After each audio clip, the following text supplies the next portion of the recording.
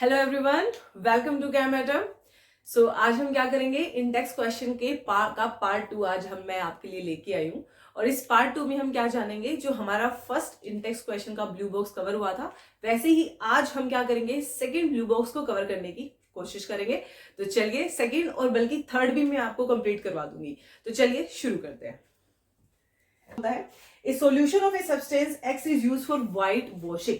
मतलब एक सोल्यूशन है हमारे पास, वो क्या है, सोल्यूशन ऑफ एक्स है। वो किसके लिए यूज किया जाता है, एक एक्स का सोल्यूशन, मतलब हमें नहीं पता ये एक्स क्या है, इसका सोल्यूशन है। वो क्या यूज, उसको हम किस लिए यूज करते हैं, इसको हम यूज करते हैं बच्चे व्हाइट वॉशिंग के लिए। किसके लिए यूज करते हैं, व्हाइट वॉशिंग के लिए। तो हमसे क्या पूछा गया है इसके पार्ट ए में, हमसे पूछा गया है कि ये जो एक्स है जो कि व्हाइट वॉशिंग के लिए इस्तेमाल किया जाता है, ये है क्या, ये पूछा गया है। तो मैं आपको बता देती हूँ कि व्हाइट वॉशिंग के लिए किसका इस्तेमाल करते हैं, चूने का इस्तेमाल करते हैं। क्या इस्तेमाल करते हैं व्हाइट वॉशिंग के लिए, चूने का इस्तेमाल करते हैं बच्चे। अब चूना क्या होता है, चूना मेरे पास होता है कैल्शियम ऑक्साइड। यस, इसको कभी ये मत बोला कैल्शियम हाइड्रोक्साइड मत बोल देना। देखो CaO होता है मेरे पास चूना, और ये चूना किसके लिए यूज होता है भाई, ये चूना इस्तेमाल किया जाता है व्हाइट वॉशिंग के लिए। तो ये चीज इसने सबसे पहले पूछी थी कि एक्स बताना है, तो एक्स आप आंसर देना कैल्शियम ऑक्साइड है। क्या बोलोगे, ये क्या है, कैल्शियम ऑक्साइड। ठीक है भाई, ये हो गया आपका फर्स्ट पार्ट। सेकंड पार्ट कहता है हमारे पास कि ये जो एक्स है इसकी आपको रिएक्शन लिखनी है, किसके साथ में, वाटर के साथ में रिएक्शन लिखनी है। तो क्या हो जाएगा, कैल्शियम ऑक्साइड मेरे पास है, इसको आप क्या करोगे, वाटर के साथ में इसकी रिएक्शन करोगे तो आपको क्या मिल जाएगा, हमारे पास यहाँ पे मिल जाएगा CaOH का होल ट्वाइस। और ऊपर से इसमें से क्या निकलती है, बहुत सारी हीट इसमें से क्या हो जाती है, निकल जाती है बच्चे। ठीक है भाई, निकल गई। अब क्या होता है इसमें, ये जो कैल्शियम ऑक्साइड होता है इसे हम क्या बोलते हैं, इसको हम बोलते हैं क्विक क्लाइम। क्या बोलते हैं, क्विक क्लाइम, क्विक लाइम बोलते हैं बच्चे। ठीक है, और जो कैल्शियम हाइड्रोक्साइड मेरे पास बनता है इसे हम क्या बोलते हैं, इसको हम बोलते हैं बच्चे स्लेग लाइम, स्लेग लाइम। तो इसकी रिएक्शन पूछी थी, तो एक्स मेरे पास क्या आया था, एक्स मेरे पास आया था कैल्शियम ऑक्साइड, इसकी वाटर के साथ रिएक्शन करते हैं तो क्या बनता है, स्लेग लाइम। और क्या निकल जाती है इसमें से, हीट निकल जाती है। सो ये अपना क्या हो चुका है, इंटेक्स क्वेश्चन का फर्स्ट पार्ट हो चुका है। क्वेश्चन नंबर 1 जो है वो कंप्लीट होता है। चलिए सेकंड क्वेश्चन के बारे में देखते हैं। सेकंड क्वेश्चन हमसे क्या पूछने की कोशिश कर रहा है, चलिए देखते हैं। इसको हटा देती हूँ मैं। पहला क्वेश्चन हो चुका है, उसके दोनों पार्ट हो गए हैं। चलिए क्वेश्चन नंबर 2 देखते हैं।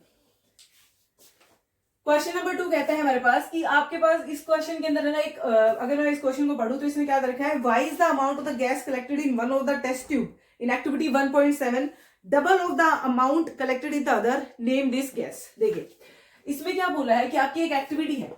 एक्टिविटी कौन सी है हमारे पास, आप पढ़ना, आपकी एनसीईआरटी खोलना।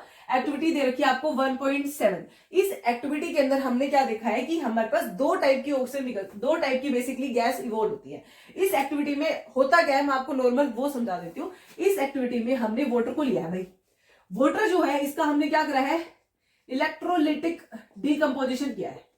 इलेक्ट्रोलाइटिक डिकम्पोजिशन मैंने आपको पढ़ा भी रखा है कि जब भी इलेक्ट्रिसिटी की प्रेजेंस में हम किसी भी चीज को ब्रेक कर रहे हैं तो वो क्या होता है, इलेक्ट्रोलाइटिक डिकम्पोजिशन होता है। तो वाटर जो लिक्विड होता है इसका इलेक्ट्रोलाइटिक डिकम्पोजिशन करने पर हमारे पास यहाँ पर दो टाइप की गैस इवॉल्व होती है। सबसे पहली गैस मेरे पास होती है हाइड्रोजन, और दूसरी क्या निकलती है भाई, ऑक्सीजन निकलती है। Very nice. अब इसमें हमने क्या देखा, इसमें हमने देखा कि जब हम इसको बैलेंस करेंगे तो हमारे पास क्या आएगा, बैलेंस करेंगे तो ये इस टाइप से बैलेंस हो जाती है। क्वेश्चन क्या पूछता है कि, क्वेश्चन ये पूछता है कि ये जो हमारे पास हाइड्रोजन गैस है ये कहां पे निकलती है बच्चे, ये कहां जाएगी, ये जाएगी कैथोड पे इवॉल्व हो जाएगी। और जो हमारे पास ऑक्सीजन है ये कहां पर रहती है, एनोड पर रहती है। तो क्वेश्चन क्या कह रहा है, क्वेश्चन कह रहा है कि इसमें हमारे पास ये गैस कौन सी है जो डबल अमाउंट में कलेक्ट होती है। आप यहां से देख सकते हो कि ऑक्सीजन जो है वो तो कितनी है हमारे पास, O2, और यहाँ पे हाइड्रोजन के कितने मॉलिक्यूल्स हो चुके हैं, दो हो चुके हैं। बेसिकली अगर आप इनका रेशो देखो, हाइड्रोजन का और ऑक्सीजन का रेशो निकाल लो आप। ठीक है, यहां से हाइड्रोजन कितनी है भाई, हाइड्रोजन के आगे कितने स्टोइचियोमेट्री क्या लगा रखी है मैंने, यहाँ पे 2 लगा रखी है। इसका मतलब ये डबल हो चुकी है। और ऑक्सीजन के आगे मेरे पास कुछ नहीं है, इसका मतलब क्या है, ये 1 है। तो बेसिकली क्या हो गया कि किसने पूछा था कि किसकी अमाउंट डबल हो रही है, तो आंसर आएगा हाइड्रोजन जो गैस है वो डबल अमाउंट में निकल रही है। तो ये गैस का नाम आप बता देना, कौन सी गैस डबल में है, हाइड्रोजन। ठीक है भाई, ओके। अब क्वेश्चन ये भी कहता है कि आप ये बताओ कि हाइड्रोजन गैस डबल अमाउंट में ही क्यों निकल रही है, व्हाई इट इज सो की डबल में निकल रही है। तो आप इसका सिंपल जवाब क्या दोगे कि बच्चे यहाँ पे हमारे पास क्या है, वाटर मॉलिक्यूल है। वाटर मॉलिक्यूल के अंदर अगर आप देखते हो, वाटर मॉलिक्यूल में हाइड्रोजन कितनी है, वाटर मॉलिक्यूल में हाइड्रोजन पहले से ही डबल है, तो ये क्या करती है हमारे पास, तो निकले भी तो डबल अमाउंट में गई। तो इसके जो हमारे पास मॉलिक्यूल से स्टार्टिंग में जो इसके एटम्स थे, हाइड्रोजन के एटम जो थे वो स्टार्टिंग में क्या थे हमारे पास, ट्वाइस थे, ट्वाइस ऑफ ऑक्सीजन थे। तो जब ये इसमें इसकी इलेक्ट्रोलाइटिक डिकम्पोजिशन करते तब भी ये क्या निकलती है, डबल अमाउंट में ही निकलती है। इसका आप ऐसे समझा सकते हो रिएक्शन के थ्रू। बाकी जो मैंने बोला इसको आप अपने शब्दों में अंग्रेजी में लिख के आ सकते हैं, ठीक है। तो इस टाइप से आपकी ये वाला ब्लू बॉक्स क्या हो चुका है, कंप्लीट हो चुका है।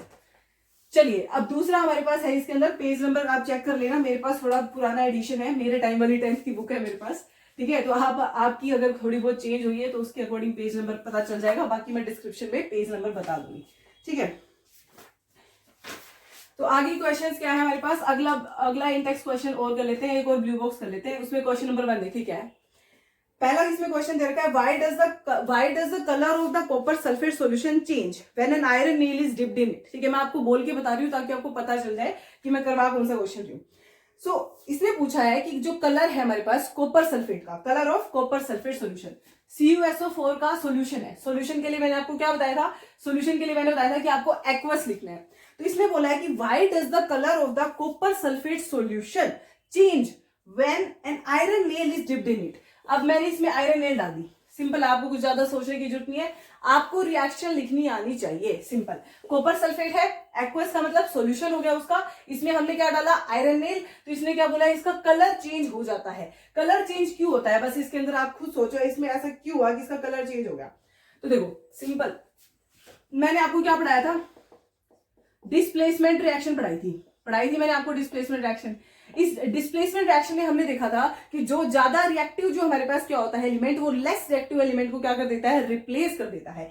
अब आप मुझे बताओ, इसके अंदर से आयरन है और मेरे पास कॉपर है, तो इसमें कौन ज्यादा रिएक्टिव है। तो हमारे पास आप देखोगे उस रिएक्टिविटी सीरीज को चेक करोगे मेरे लेक्चर में जाके, तो आपको पता चलेगा कि आयरन जो है मेरे पास वो क्या है, मोर रिएक्टिव। बच्चे आयरन अगर मोर रिएक्टिव है तो इसको रिप्लेस कर देगा और क्या बना देगा, FeSO4 बना देगा, और यहाँ से Cu जो है वो क्या करेगा, हमारे पास यहाँ से निकल जाएगा। तो फॉर श्योर अगर इसका जो कलर था स्टार्टिंग में वो क्या हो जाएगा, लास्ट में हमारे पास ये क्या हो जाएंगे, कलर चेंज हो जाते हैं। तो रीजन क्या हुआ हमारे पास यहाँ पे, कलर चेंज का रीजन क्या है, कलर चेंज का रीजन होता है बच्चे due to displacement of the copper by the help of iron, जो कि क्या है, ज्यादा रिएक्टिव है। यही रीजन है कि इसके अंदर क्या हो जाता है, कलर चेंज हो जाता है। तो चलिए आगे चलते हैं, इसका स्क्रीनशॉट ले लो आप, आगे बढ़ते हैं। क्वेश्चन अगला क्या कहता है भाई, हमारे पास यहाँ पर given example of double displacement reaction.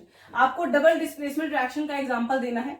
तो मैंने आपको बताया था डबल डिस्प्लेसमेंट रिएक्शन मैंने आपको पढ़ा रखी है बहुत अच्छे से, और उसमें मैंने क्या कर रखे, 2 एग्जाम्पल वहां पर गिवन है। लेकिन मैं आपको बता देती हूँ, इसके अंदर एक एग्जाम्पल इसने कहा है कि जो एनसीईआरटी में एग्जाम्पल है उसके अलावा कोई एग्जाम्पल देना है, तो वो हम दे सकते हैं। कौन सा, AgNO3 है हमारे पास, AgNO3 प्लस में क्या करें, NaCl, ये लिख देना।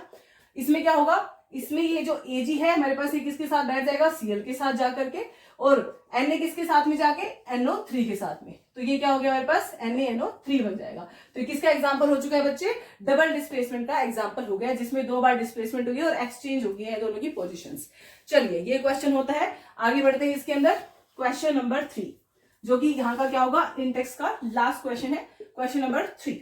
इसमें बोला गया है आपके पास कुछ रिएक्शन दे रखी है, जैसे 4Na दे रखा है, प्लस में क्या दे रखा है, 4Na के साथ में ऑक्सीजन दे रखी है भाई, और क्या बना रखा है, यहाँ से बना रखा है 2Na2O बना रखा है।